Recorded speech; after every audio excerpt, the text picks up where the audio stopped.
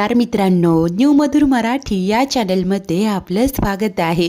घरोघरी मातीच्या चुली या मालिकेच्या आजच्या एपिसोडमध्ये आता जानकी याच गाडीतनं ऑफिसला जाणार असते हे शरूला कळतं। तेव्हा आता ती लगेच म्हणते की ही वेल मेंटेन गाडी आहे ना, मला हे असं नाही आवडत।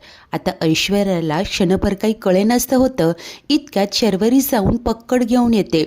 ऐश्वर्या विचारते की हे काय आहे, तेव्हा ती सांगते की पक्कड, चल आता गाडीचा ब्रेक आणि ऑइलचा पाईप कट करून टाक।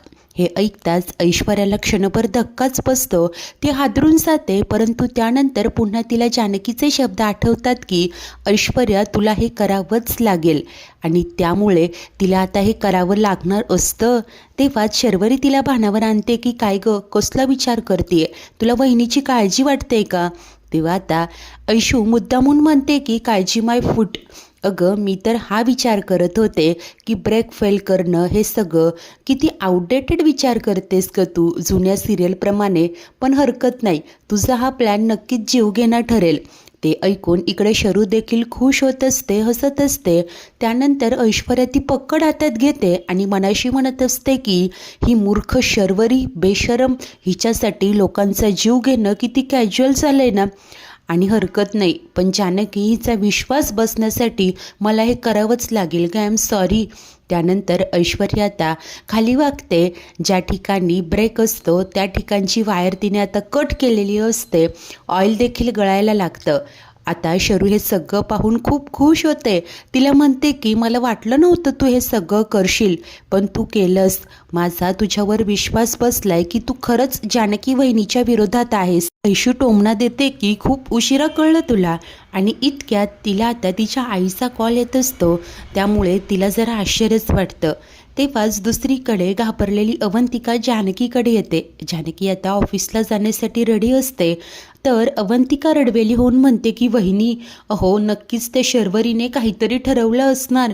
परंतु जानकी विश्वासाने म्हणते की तिला जे ठरवायचं आहे ते ठरवू दे, मला जे ठरवायचं आहे ते मी ठरवलंय।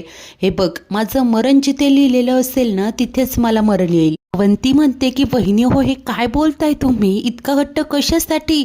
तेव्हा ती सांगते की न्यायासाठी। आणि जानकी आता ऐकत नाही, त्यानंतर ती गाडीजवळ येते, गाडीत बसते आणि आता स्वतः गाडी ड्राईव्ह करणार असते। शर्वरी खिडकीतनं हे सगळं पाहते, जानकीने सीट बेल्ट लावलेलं असतो आणि गाडी स्टार्ट करून ती निघालेली असते। तर तेव्हाच इकडे ऐश्वर्या रूममध्ये कॉफी पीत असते। शरू लगेच खुश होऊन तिथे येते आणि विचारते की काय गं, काही बातमी आली का? ऐशू सांगते की नाही, येईलच। शर्वरी म्हणते की हो हो, पेशन्स पेशन्स, आता थोड्याच वेळात बातमी येणार आहे की ब्रेकिंग न्यूज, जानकी रणदिवे यांचा कार अपघातात भीषण मृत्यू, टॅडॅ। असं बोलत शर्वरी आता निर्लज्जपणे हसत असते। ऐश्वर्याला तिच्या बुद्धीची कीव येत असते। तर त्याच वेळेला इकडे घरी आता दोन व्यक्ती येतात। सुमित्रा विचारते की आपण कोण? तेव्हा ते सांगतात की ऋषिकेश सरांनी आम्हाला या वस्तू घेऊन बोलावलंय। तेव्हा आता सुमित्रा म्हणते की एक मिनिट हं, आणि खात्री करून घेण्यासाठी ती ऋषीला कॉल करते। तो ऑफिसमध्ये असतो, फोन रिसीव्ह करतो। तर सुमित्रा विचारते की तू घरी काही लोकांना फोटो फ्रेम वगैरे घेऊन पाठवलंय का? आता ऋषीला क्लिक होतं, तो सांगतो की हो आई, मीच पाठवले। त्यानंतर सुमित्रा म्हणते की ठीक आहे। ती फोन कट करते आणि या दोघांना सांगते की ऋषिकेश सरांनी दिलेलं काम नीट पार पाडा। तेव्हा ते देखील होकार देतात आणि आता लगेच कामाला लागतात। तर ज्या फोटो फ्रेम आणलेल्या असतात त्यात असतात हिडन कॅमेरे, आणि आता व्यवस्थितपणे सगळे एरिया कव्हर होतील अशा ठिकाणी या फ्रेम्स लावल्या जातात। एका ठिकाणी फ्रेम लावली जाते, त्याने हॉलमधलं चित्र कवर होत असतं। घड्याळ देखील बदललं जातं, त्यात देखील हिडन कॅमेरा असतो। किचनमध्ये देखील एक हिडन फ्रेम बसवली जाते, जेणे किचनचा एरिया कवर होत असतो। दुसरं ठिकाण असतं डायनिंग एरिया, त्यानंतर एक फ्लावर पॉट ठेवला जातो। त्यानंतर शेवटची जी फ्रेम असते ती वरच्या बाजूला बसवली जाते रूमच्या बाहेर, जेणेकरून सगळाच एरिया त्यात दिसत असतो। अशा प्रकारे अतिशय हुशारीने आता हिडन कॅमेरे रणदिवेंच्या घरात तर लागलेले असतात। तेव्हाच इकडे बाजार समितीत आता लोक विचारत असतात की दादा, वहिनी अजून कशा नाही आल्या? तेव्हा ऋषी म्हणतो की हो ना, जानकी एव्हाना यायला हवी होती। मगाशी फोन केला तेव्हा निघाली होती, 1 मिनिट परत फोन करतो असं बोलत ऋषी जानकीला कॉल करतो, परंतु ती काही फोन उचलत नाही. त्यामुळे अजून 5-10 मिनटं वाट पाहण्याचं ठरतं. तेव्हाच दुसरीकडे शरू मात्र पॅनिक होत असते. अजून कशी काही खबर आली नाही याचीच ती वाट पाहत असते. तर ऐश्वर्या मात्र रिलॅक्स बसलेली असते. तेव्हा शरू विचारते की काय गं, तू इतकी रिलॅक्स कशी? नाही म्हणजे वहिनीच्या बाबतीत जे काही होईल याचा विचार नाही येते. तेव्हा ऐशू म्हणते की कसं आहे ना, हे बघ, एखादी व्यक्ती जर का माझ्या मनातून उतरली तर मी तिचा विचार करणं सोडून देते. जानकीला जितका रिस्पेक्ट द्यायचा होता तितका मी दिला होता. आता ऐश्वर्या इतकं तुटकपणे बोलत असते, एक क्षण शरूही गप्पच होते. आता कन्फर्म झालेलं असतं की खरंच ऐश्वर्या जानकीच्या विरोधात गेली आहे.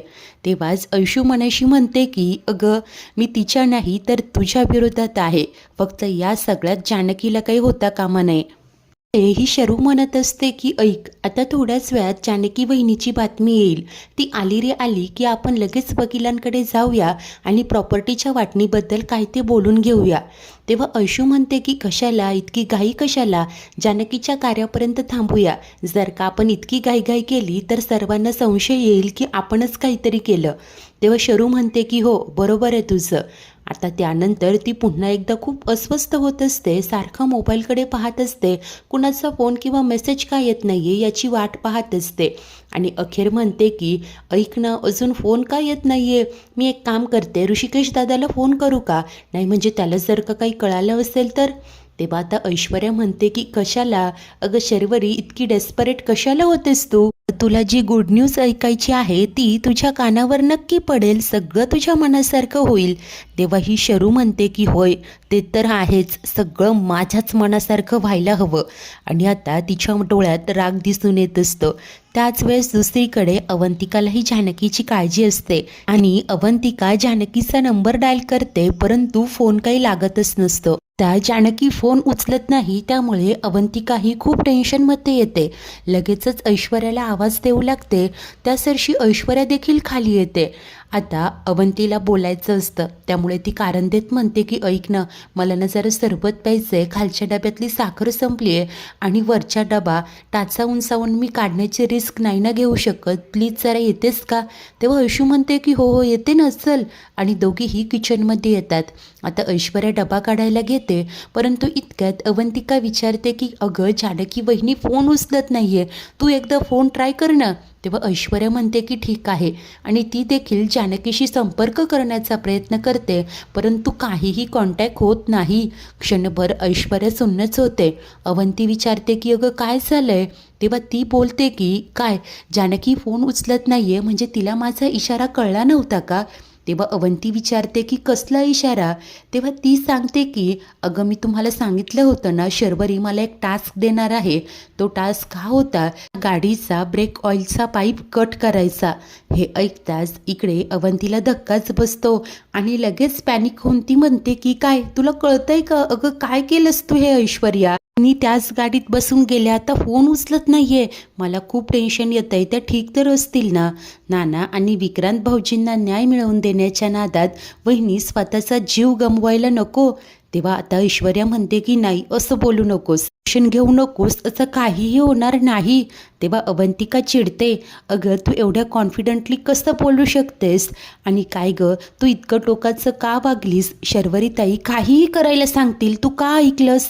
त्यातच ऐश्वर्या मागणं येत असलेल्या शर्वरीला पाहते आणि मुद्दाम होऊन ओरडूनच आता अवंतीला ऐकवत असते की काय गं, तुला कळत नाही का एकदा सांगितलेलं? हे बघ, मला नाही फरक पडत. आणि मुद्दाम होऊन आवाज देत म्हणते की शर्वरी, अगं मी हिच्यासाठी लिंबू सरबत बनवते, तू घेशील का? तेव्हा शर्वरी सांगते की नाही नको, मला कॉफी हवी आहे, मी माझी बनवून घेईल. आणि शरू आता तिथेच कॉफी बनवायला घेते. ऐश्वर्याने लिंबू सरबत केलेलं असतं. अवंतिकाच्या हातात ग्लास देत म्हणते की हे घे तुझं लिंबू सरबत. आणि एक गोष्ट लक्षात ठेव, मी तुझ्याशी चांगलं बोलते, चांगलं वागते, याचा अर्थ असा नाही की तू जानकीच्या बाजूने मला समजवायला येशील. अगं मी तर स्वतःला बदललं होतं ना. सगळ्यांना समजून घेण्याचाच प्रयत्न करत होते. तो माझ्यातील चांगुलपणा होता, पण जानकीने काय केलं, मला वाटेल तसं वागवलं आणि हे सगळं काय मी सहन करत बसू? मी काय एखादं पायपुसणं नाहीये. माझा स्वाभिमान दुखावला गेलाय. त्यामुळेच तर जुनी ऐश्वर्या जागी झाली आणि काही झालं तरी मी आता बदलणार नाही असं आता ऐशू मुद्दामहून सुनावत असते, जेणेकरून शर्वरीची आणखीच खात्री पटेल.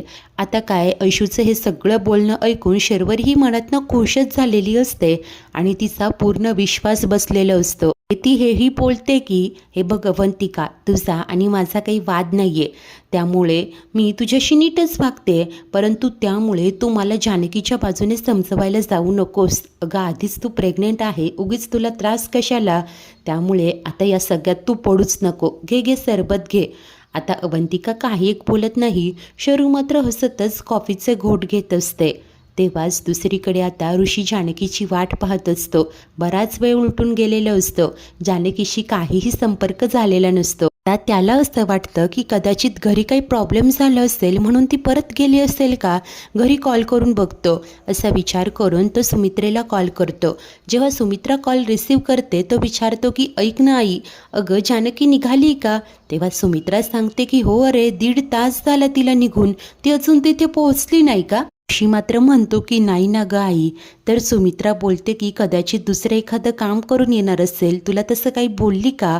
तेव्हा तो सांगतो की नाही ना ग, एक काम करतेस का, घरात कुणाला काही सांगितलं असेल एकदा बोलून बघतेस का? सुमित्रा म्हणते की बरं ठीक आहे, मी विचारते आणि तुला थोड्या वेळात फोन करते. सुमित्रा फोन कट करते. इकडे आता बाजार समितीत आलेले लोक देखील कुजबूज करत असतात. ऋषी मात्र काळजीत असतो. त्यानंतर सुमित्रा अवंतीला आवाज देतच किचनकडे येते. अवंतिका म्हणते की काय झालं आई? तेव्हा आता ती विचारते की अगं जानकी बाजार समिती सोडून दुसरीकडे कुठे जाणार होती का? ऋषीचा फोन आला होता, ती अजून तिथे पोहोचली नाहीये. हे ऐकतात शर्वरी तर प्रचंड खुश होत असते. घाबरलेली अवंती बोलून जाते की काय वहिनी अजून फोन उचलत नाहीये, त्या ठीक तर असतील ना? तेव्हा ढोंगी शर्वरी म्हणते की काय अगं काय बोलते, अगं तुला हा प्रश्न पडतोच कसा? तेव्हा ती सांगते की आता फोन उचलत नाहीये म्हटल्यावर हा प्रश्न पडणारच ना. अवंतिका म्हणते की आपण न वहिनींना शोधायला बाहेर पडायला हवं. तेव्हा शर्वरी विचारते की अगं पण कुठे शोधणार आहोत? ती सांगते की मला नाही माहिती, पण मला आता काही सुचतही नाहीये. इतक्यात शरूला कुणाचा तरी कॉल येतो, त्यामुळे रिसीव्ह करण्यासाठी ती बाजूला निघून जाते. सुमित्रा ही म्हणते की मी देखील जानकीचा नंबर डायल करते, कदाचित माझा फोन उचलला तर, आणि ती खोलीत जाते. तेव्हा आता अवंतिका ऐश्वर्याला म्हणते की अगं हे काय केलंस तू, वहिनींच्या जीवाशी खेळली. तेव्हा आता कासावीस होऊन ऐश्वर्या ही म्हणते की अगं हे काय बोलते तू, मी काय जानकीची दुश्मन शत्रू नाहीये. तुला सगळं माहिती असून देखील हे असे उलट प्रश्न कसे विचारू शकतेस?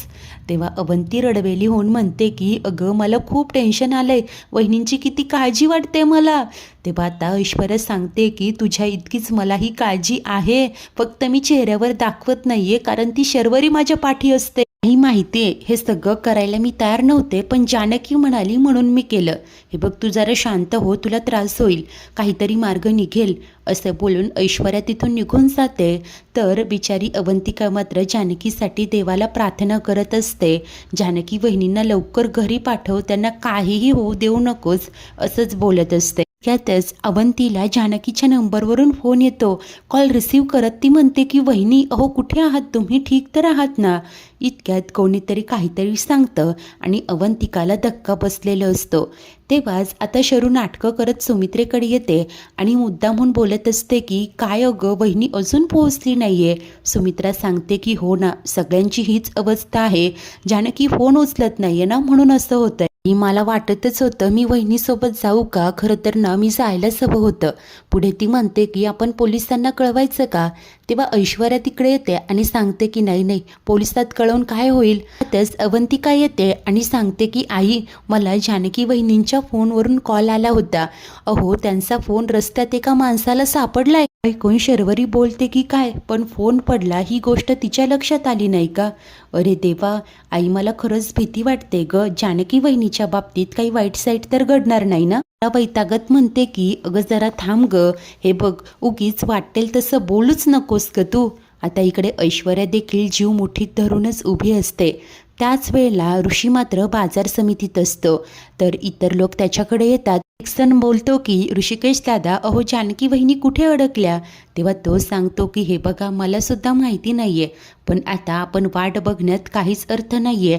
मला असं वाटतंय की आपण आजची ही मीटिंग कॅन्सल करायला हवी. काहीतरी प्रॉब्लेम नक्कीच झालं असेल, म्हणूनच जानकी इथे पोहोचली नाहीये. मला जाऊन बघावं लागेल. तेव्हा दुसरे गृहस्थ म्हणतात की बरं ठीक आहे, आम्ही निघतो मग. सर्वच्या सर्वजण तिथून निघून जातात. ऋषीला मात्र मनातनं भीती वाटू लागते की जानकी ठीक तर असेल ना. मित्रांनो, आजचा एपिसोड इथेच संपतो. तर पुढील भागात ऋषी आता घरी येतो तेव्हा सुमित्रा त्याला विचारते की अरे, तू बाजार समितीच्या रस्त्यावर तिला शोधलं का? तेव्हा तो सांगतो की हो अगं, तिचा काहीच पत्ता नाहीये आणि ती फोनही उचलत नाहीये. तेव्हा अवंतिका सांगते की कारण त्यांचा फोन त्यांच्या जवळ नाहीये. ऋषी आता ठरवतो की परत एकदा जाऊन बघून यायचं. तेव्हा शर्वरी विचारते की अरे पण तू कुठे शोधणार आहेस तिला? तेव्हा तो सांगतो की कुठेही शोधेन, परंतु ती परत येईल या आशेवर घरात नाही बसू शकत मी. आणि ऋषी आता निघणार इतक्यात जानकी दाराशी उभी असते. आता जिवंत जानकीला समोर बघून शरूच्या चेहऱ्यावरचा रंगच उडतो, तर इतर सगळ्यांचा जीव मात्र भांड्यात पडलेला असतो. मित्रांनो, अखेर हे सगळं नाट्यमय नक्की काय घडलं असेल? जानकी गाडीतनं सुखरूप बाहेर कशी उतरली असेल? ऐश्वर्याचा इशारा तिला कळाला असेल का? शरूचा आता खरंच ऐश्वर्यावर विश्वास बसला असेल का? पुढे शरूचे काही गुपितं ऐशूला कळू शकतील का? पाहणे उत्सुकतेचे ठरेल. अशाच नवनवीन भागांच्या डेली अपडेट्ससाठी आपल्या न्यू मधुर मराठी या चॅनलला नक्की सबस्क्राईब करा. धन्यवाद.